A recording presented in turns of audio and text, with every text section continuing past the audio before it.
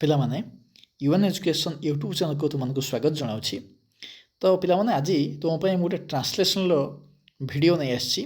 ଆମେ ସହଜ ଉପାୟରେ ସହଜ ପଦ୍ଧତିରେ ଆଉ ଟ୍ରିକ୍ ମାଧ୍ୟମରେ କେମିତି ଓଡ଼ିଆ ବାକ୍ୟକୁ ଇଂଲିଶକୁ ଟ୍ରାନ୍ସଲେସନ୍ କରିବା।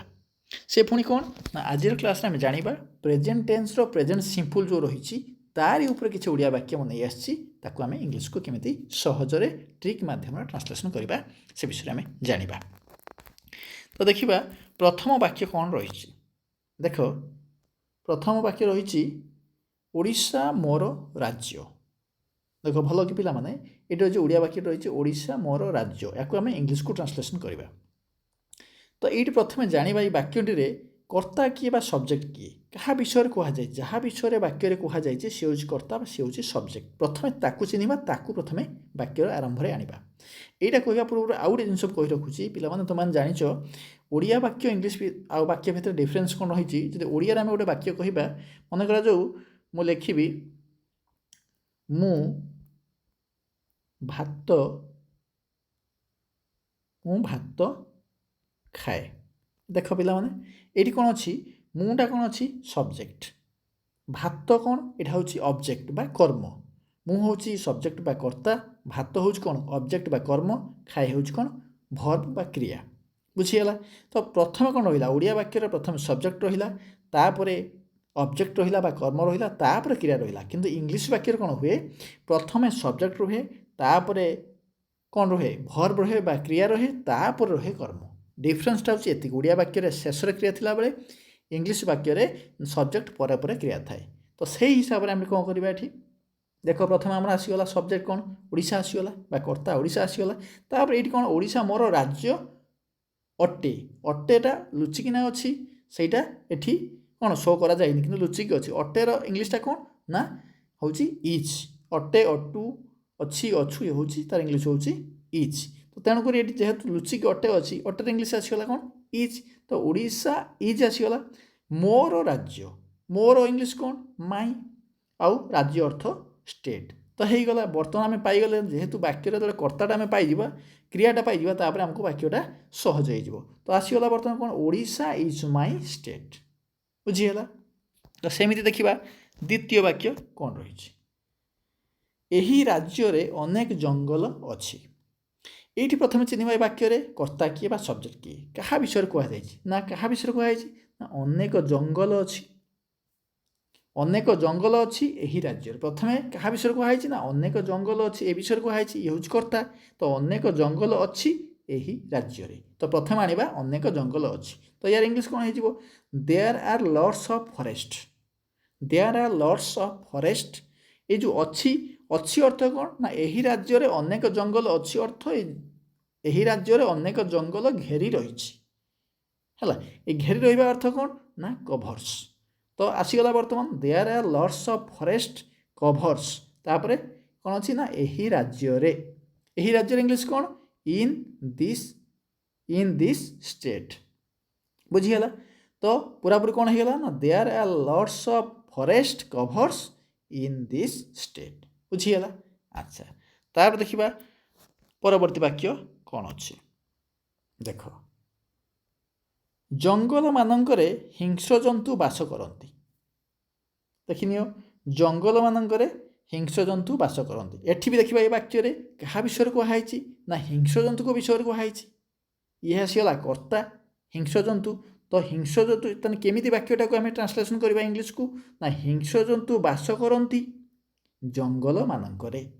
ପ୍ରଥମେ ଆସିବ ହିଂସ୍ରଜନ୍ତୁ ବାସ କରନ୍ତି, ତାପରେ ଆସିବ ଜଙ୍ଗଲମାନଙ୍କରେ। ତ ହିଂସ୍ରଜନ୍ତୁ ବାସ କରନ୍ତି କ'ଣ ହେବ ନା ୱାଇଲ୍ଡ ଆନିମାଲ୍ସ ଲାଇଭ୍, ତାପରେ ଆସିଲା ଜଙ୍ଗଲମାନଙ୍କରେ ଇନ୍ ଜଙ୍ଗଲ୍ସ। ବୁଝିଗଲା। ତ ପ୍ରଥମେ ଆସିଗଲା ହିଂସ୍ରଜନ୍ତୁ ବାସ କରନ୍ତି କ'ଣ ନା ୱାଇଲ୍ଡ ଆନିମାଲ୍ସ। ତ ହିଂସ୍ରଜନ୍ତୁ ଅର୍ଥ କ'ଣ ନା ଇଂଲିଶ କ'ଣ ୱାଇଲ୍ଡ ଆନିମାଲ୍ସ, ବାସ କରିବା ଅର୍ଥ ଲାଇଭ୍। ହେଲା, ତାପରେ ହେଉଛି ଜଙ୍ଗଲମାନଙ୍କର ହେଉଛି ଇନ୍ ଜଙ୍ଗଲ୍ସ। ତ ହେଇଗଲା wild animals live in jingles. ବୁଝିଗଲା। ତ ଏଠି ଅତି ସହଜ ଟ୍ରିକ୍ରେ ଆମେ ତାକୁ ଓଡ଼ିଆରୁ ଇଂଲିଶକୁ ଟ୍ରାନ୍ସଲେସନ୍ କଲେ ପ୍ରଥମେ ବାକ୍ୟରେ ଆମକୁ କର୍ତ୍ତାଟା ଚିହ୍ନିବାକୁ ପଡ଼ିବ। ସେଇଟା ଚିହ୍ନିଲେ ଆମକୁ ସହଜ ହେଇଯିବ ଟ୍ରାନ୍ସଲେସନ୍ କରିବା ପାଇଁ। ଆଚ୍ଛା, ପରବର୍ତ୍ତୀ ବାକ୍ୟ ଦେଖିବା କ'ଣ ଅଛି। ତୁମେମାନେ ସବୁଜ ଜଙ୍ଗଲକୁ ଭଲ ପାଅ କି। देख आमे जो या पूर्व दुईटा वाक्य तैयारी कले ओडिया इंग्लीश को से दुईटा सब कौन थिला ना पॉजिटिव थिला बा एफर्मेटिव सेंटेंस थिला किंतु ई वाक्यटी कौन अच्छी ना यहाँ हूँ इंटरोगेटिव रे बा प्रश्नसूचक वाक्य अच्छी तो प्रश्नसूचक वाक्य थिले कौन हम ना प्रथमे भर्बटी आसो है तापर सब्जेक्ट आसो बुझीगला तो से हिसाब से ये प्रथम देखा किए आगे रहा कर्ता चिन्हवा तुमे मैंने सबुज जंगल को भल पाओ कि तुमे मैंने क्या विषय कहुच्छी तुमे मैंने तुम विषय कहुच्छी तो तुमे मैंने आसीगला सब्जेक्ट बा कर्ता तो सहीटा प्रथम पाईगले किंतु जेहेतु यहाँ इंटरोगेटिव सेंटेंस अच्छी प्रथम सब्जेक्ट आसो कि ना आसो ना कौन आसो ना क्रिया आसो तो क्रिया किए यू पाखे कौन लगे यूटा केते पर्सन आई उईटा फास्ट पर्सन यूटा हूँ सेकेंड पर्सन बा द्वितीय पुरुष सेकेंड पर्सन पाखे कौन आसे डू आसो थर्ड पर्सन होते कौन होता डज आसता है तेणुक ये जेहतु यू अच्छी तो जेहेतु इंटरोगेटिव अच्छी डू प्रथम आसीगला तापर डू सब्जेक्ट आसो यू डू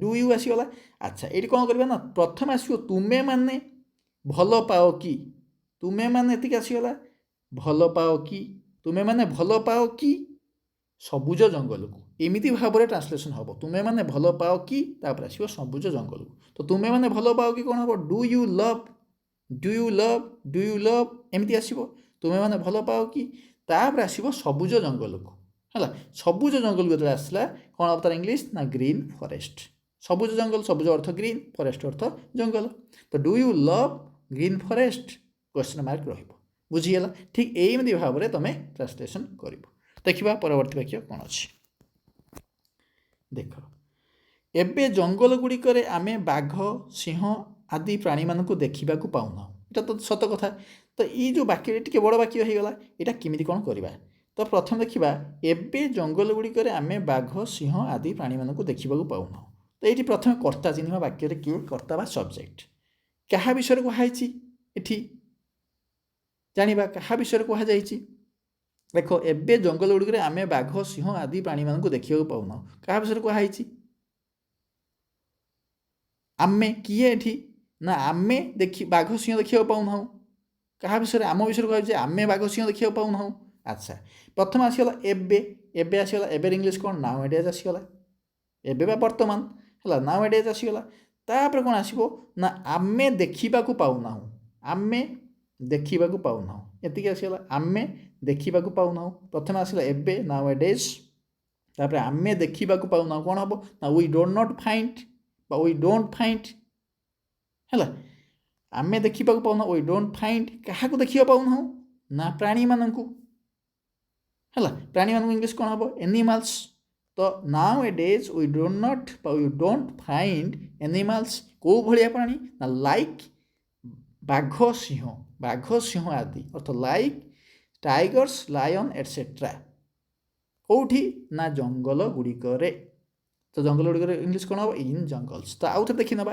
एबे इंग्लीश आसीगला वर्तमान एबे वर्तमान नाउ ए डेज आसीगला तापर आमे देखा पाऊना यहाँ प्रथम आसो आमे देखा पाऊना वी डोंट फाइंड क्या देखा पाऊना वी डोंट फाइंड ना प्राणी मानू आमे देखा पाऊना प्राणी मानू वी डोंट फाइंड एनिमल्स कौ भली प्राणी ना बाघ सिंह आदि तो लाइक टाइगर्स लायन एटसेट्रा कौटी ना जंगल गुड़िक देखा पाऊना तो इन जंगल्स तो मोटामोटी उपर कौन होगा ना nowadays we don't find animals like tigers lions etcetera in jungles बुझीगला तो ये थिला एतिक आज आम ओडिया वाक्य आनी इंग्लीश को ट्रांसलेसन कले अति सहज भाव में प्रथम कर्ता को चिन्हले तापर से अनुसार आम सजाई ट्रांसलेसन कले तो बुझीगला आज क्लास जी तुमको भल लगी निश्चय लाइक कर सांग भर सेयार कर कमेंट कर निश्चय जनइब केमी लगे जदि कोई डाउट थी निश्चय कमेंट जनइब मु डाउट क्लीयर करी और ता सहित नुआ कर आसते चैनल को निश्चय सब्सक्राइब कर पाखर थे बेल आइकन को क्लिक कर ऑल नोटिफिकेशन को ऑन कर